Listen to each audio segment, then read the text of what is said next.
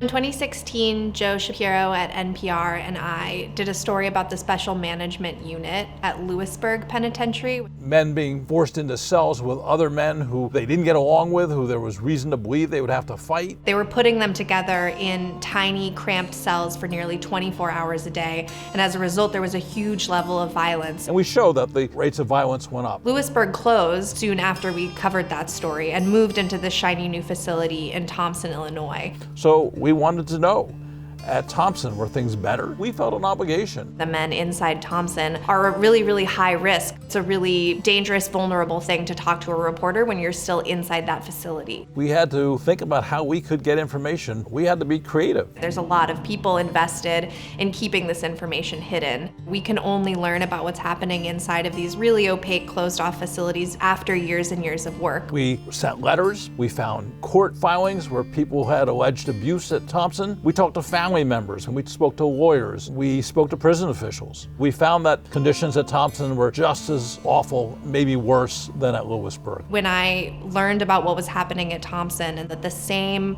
problems were still happening, I just felt really angry, and I felt like we need to keep beating this drum and let people know, and you can't just let a federal agency sort of sweep it under the rug and move it from one prison to another. 7 prisoners have died violently at Thompson. Matt Phillips was the first to die. Sue Phillips thinks prison guards had to know what was going to happen when they put her son Matthew into a recreation cage with 2 members of a white supremacist prison gang. He got a Star of David tattooed on his chest. Those men allegedly attacked Phillips, kicking and stomping his head. Even at the end of his life, Matt was treated with such a lack of dignity. Something that's been really powerful about working with radio is that you get to hear the actual voices of the people who have been harmed and affected by this system. To force this kid in the cell with this madman, they knew the result. He had just beaten another prisoner who had been in the cell with him. I was scared for him because we don't know what's happening in them prisons. There was a call from members of the Illinois congressional delegation for a Justice Department investigation. We learned that the Bureau of Prisons decided to close Thompson, and we know that closure came as a result of a federal investigation which was launched because of our reporting.